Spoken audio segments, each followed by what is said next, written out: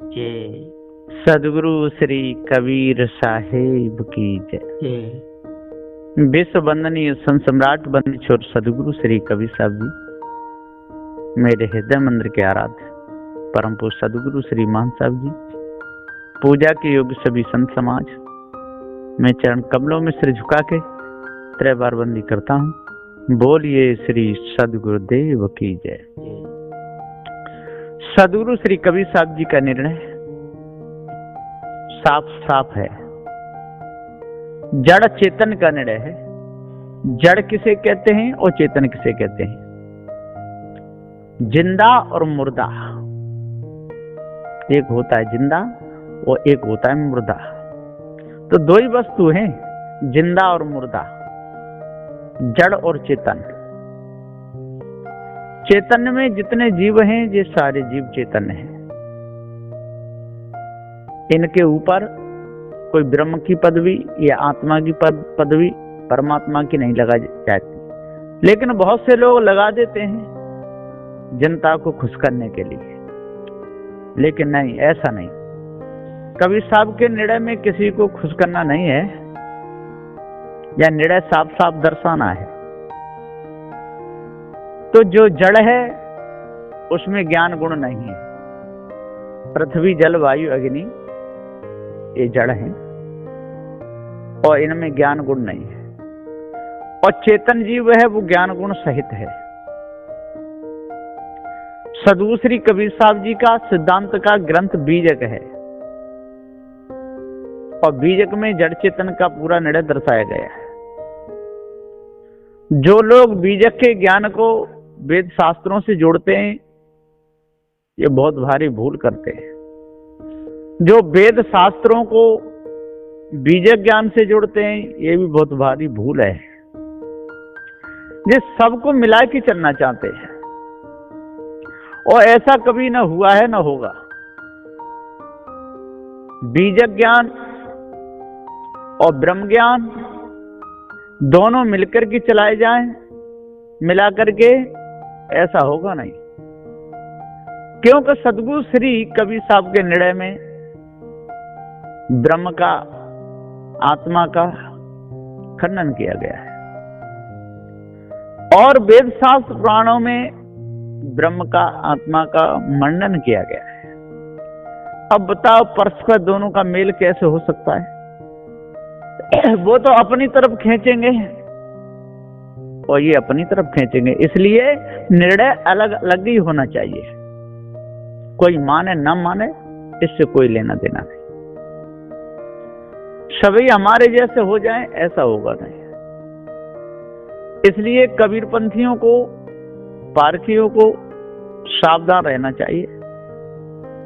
ऐसा उपदेश कभी नहीं देना चाहिए जिससे दूसरों को धोखा बढ़े, दूसरे बेचारे भ्रमित हो जाएं। हाँ, प्रचार तो हो जाएगा, नाम भी हो जाएगा, लेकिन जिस कारण हमने जो प्रचार किया वो काम नहीं हो पाएगा। सदगुरु श्री कबीर साहब का ये विचार था कि लोग भ्रम मुक्त हों, भ्रम से छूटे, विषय वासनाओं से छूटे। तो यहां तक तो हो जाता है, लोगों के अंदर विषय त्याग तो हो भी जाता है, लेकिन भ्रम की कहीं न कहीं कमी रह जाती है, भ्रम बढ़ जाता है। लोग समझते हैं कि यदि उन शब्दों का हम पारक सिद्धांत में प्रचार करेंगे तो लोग जुड़ेंगे, भीड़ ज्यादा होगी। भीड़ तो हो जाएगी, लेकिन भ्रम फैलेगा। लोगों को ऐसा लगेगा कि देखो कबीर पंथ भी इन वेद शास्त्र पुराणों में जो निर्णय आया है उसको कबीर पंथी लोग मानते हैं, कबीर पंथ में उनकी मान्यता है। ऐसा लोगों को जचने लगेगा, और जचने लगेगा तो वो लोग इसमें मिलने लगेंगे, और मिलने लगेंगे तो एक दिन पारक सिद्धांत दब जाएगा और ब्रह्म ज्ञान का, आत्मज्ञान का प्रचार होने लगेगा। तो सज्जनों, ज्ञानियों, विचार मानो, विद्वानों, विचार करो।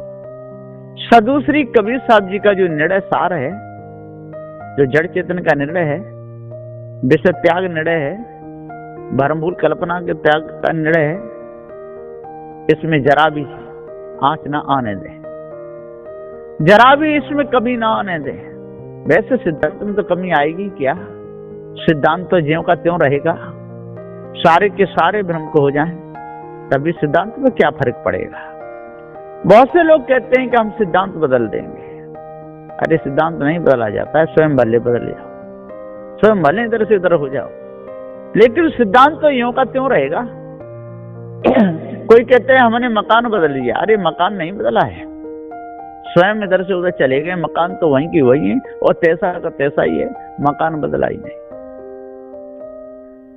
न बनाया वो मकान बदला है, न छोड़ा है वो मकान बदला है, मकान तो ज्यों का त्यों है और चेतन जीव भी ज्यों का त्यों है, अपने विचारों का बदला हुआ है। तो सदगुरुदेव जी पुकार के समझाते हुए कहते हैं कि जो पारक सिद्धांत है ये निर्मल है, निदाग है,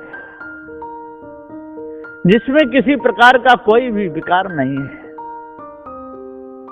क्योंकि चेतन जीव ही अजर अमर अखंड नित्य स्वयं स्वरूप है। तो जब तक स्वयं का ज्ञान नहीं होगा, अपने आप का ज्ञान नहीं होगा, तब तक लोग भटकते रहेंगे। हाँ, जोड़ने के लिए जुड़ तो बहुत जाएंगे, जरा भी आप भ्रम को जोड़ दो, जनता आने लगेगी, भीड़ होने लगेगी, खर्चा बेमतलब में हो जाएगा, लाखों का खर्चा हो जाएगा।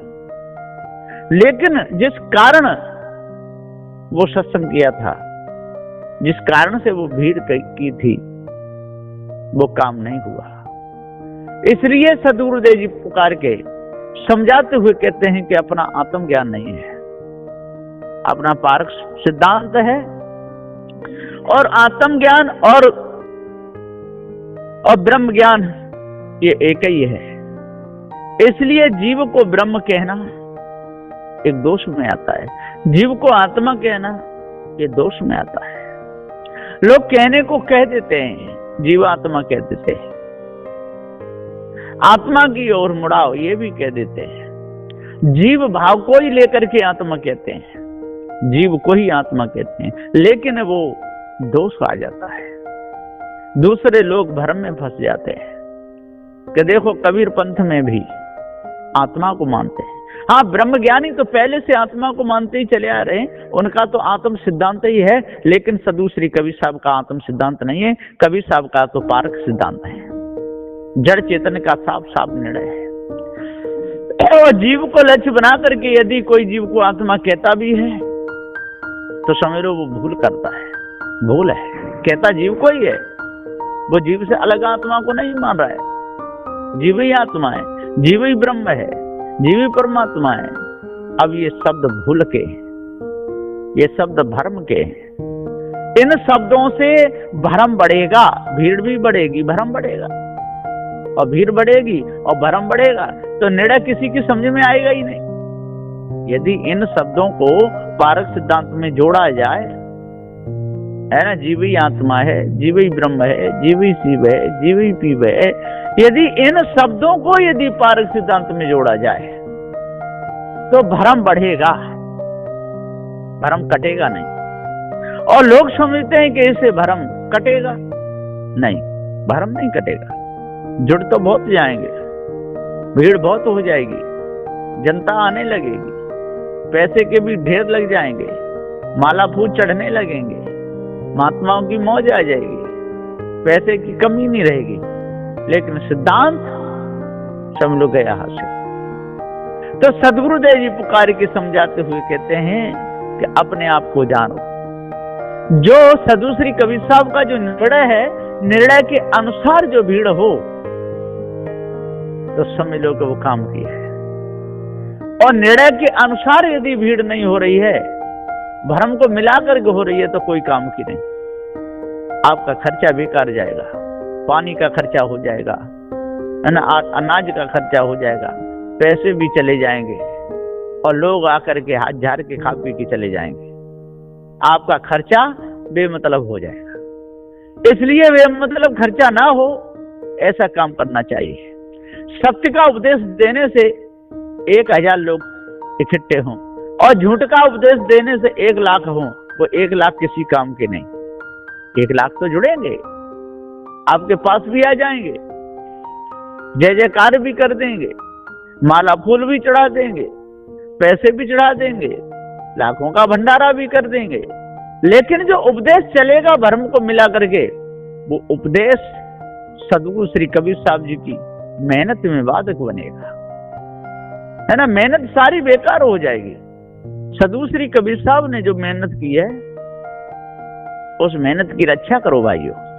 एक ज्ञानी हो, विद्वान हो, 4 वेद 6 7 18 पुराणों के ज्ञाता हो, जपी तपी सन्यासी हो। यदि आपकी समझ में पारक सिद्धांत आ रहा है और आप पारक सिद्धांत को सत्य मानते हो, तो पारक सिद्धांत की रक्षा करो, उसको मिलाओ मत। ब्रह्म ज्ञान में, आत्मज्ञान में पारक सिद्धांत को मिलाने की कोशिश मत करो। यदि आपको कहना है तो सही निर्णय कहो, सही निर्णय दो, जिससे लोगों को पता चले कि आत्म सिद्धांत यह है और पारक सिद्धांत यह है, ब्रह्म सिद्धांत यह है, पारक सिद्धांत यह है। अलग अलग पता चले तो लोगों के अंदर से भ्रम निकले, भ्रम मिटेगा। अलग अलग पता चलेगा तो भ्रम जरूर मिटेगा, और अलग अलग यदि पता नहीं चला तो भ्रम मिटेगा नहीं। भ्रम दिन दूना रात चौगुना बढ़ता ही चले जाएगा। इसलिए अपने आप को जानो और सही निर्णय करो।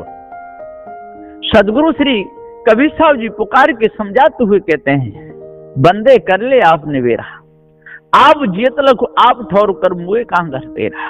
हे बंदे अपना निवेरा कर ले, खानी बानी दोनों जालों से अरे तू छूट जा। ये ईश ब्रह्म आत्म परमात्म तेरी कल्पना है, इस कल्पना से तू अपना निवेरा कर ले। विषय वासना से तू अपना निवेरा कर ले, तंत्र मंत्र जादू टोना से तू अपना निवेरा कर ले, भूत भवानी चंडी मुंडियों से तू अपना निवेरा कर ले। इनसे तू बच, निर्णय करके पार की संतों से इनसे बच जा। बंदे कर ले आप निवेरा, आप जियत लख और लख है तो तू जिंदा को लख। जियत जिंदा ये चेतन जीव है, आप जियत लख आप ठौर कर और अपना ठौर तू कर। सदगुरुदेव जी पुकार के समझाते हुए कहते, तेरा ठौर ठिकाना कहाँ है? तेरा ठौर ठिकाना तू स्वयं ही है, तेरे से भिन्न तेरा ठिकाना कहीं नहीं है। और तेरे से भिन्न कहीं ठिकाना है तो ये मनुष्य पशु पक्षी उसमें खानी में।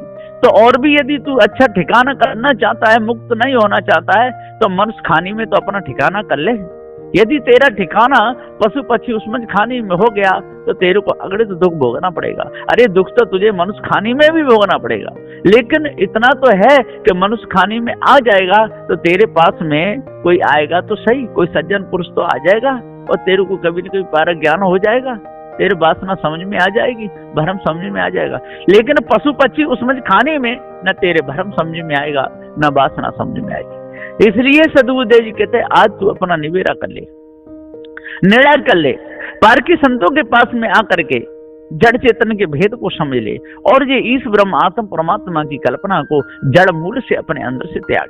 और जिस दिन इस कल्पना को तू जड़ मूल से अपने अंदर से त्याग देगा तो फिर तू जहां भी निर्णय करेगा वहां सारे ही होगा। बीजक का जो अर्थ है एकदम बढ़िया है, लेकिन पार की संतों से जान के तब करना चाहिए, जहां पर ब्रह्म सिद्धांत का लक्ष्य लेकर के या आत्म सिद्धांत का अर्थ करके और जो बीजक का किया गया वो अर्थ का अनर्थ हो जाता है, वहां पर अपने सिद्धांत का साफ साफ बोध नहीं हो पाता। तो जो इन्होंने बड़ा कहा है ब्रह्म को और बड़ा कह के जीव पर ठहराया है, बड़ा कहा है आत्मा को और जीव को ठहराया है, तो यहाँ विचार करना चाहिए। जो ब्रह्म आत्मा है ना, वो बड़ा है ना छोटा है, वो कोई वस्तु ही नहीं है, वो तो भ्रम है, वो तो भूल है। न आत्मा बड़ा है न छोटा है। अरे बड़ा चेतन जीव ही है, तो चेतन जीव ही सत्य है। चेतन जीव अजर अमर अखंड अविनाशी है, चेतन जीव चैतन्य है ना। जिस चेतन जीव को और आत्मा जोड़ना, ब्रह्म जोड़ना, ये तो और छोटा करना है, भ्रम में डालना है, भूल में डालना है। ये तो वेदांत के अर्थ हैं कि बड़ा बड़ा कहिए ब्रह्म, तो ब्रह्म तो है नहीं, नहीं है तो ये जीव ही है, तो जीव ही ब्रह्म है, जीव ही आत्मा है। ऐसा कह के धर्म के लोगों ने जीव को भूल में डाला। इसलिए सदगुरुदेव कहते हैं कि अब भूल में मन डालो, अपने आप को जानो, भ्रम को अपने अंदर से त्यागो, भूल को अपने अंदर से त्यागो, खानी बानी दोनों जालों को समझो। और ये ब्रह्म सिद्धांत, आत्म सिद्धांत, ये आतंकवादियों का है, ब्रह्मवादियों का है। पारक की सदूसरी कबीर साहब जी का जीव सिद्धांत है, चेतन सिद्धांत है ना, पारक सिद्धांत है। तो पारक सिद्धांत को जान के और भ्रम भूल कल्पना को दूर करके अपना शुद्ध साफ अंतःकरण बनाओ, तब पूर्ण शांति मिलेगी और संसार में जागृति होगी, आपका भी हृदय निर्मल होगा और सभी प्रकार का विकार दूर हो जाएगा। बोलिए श्री सद्गुरुदेव की जय।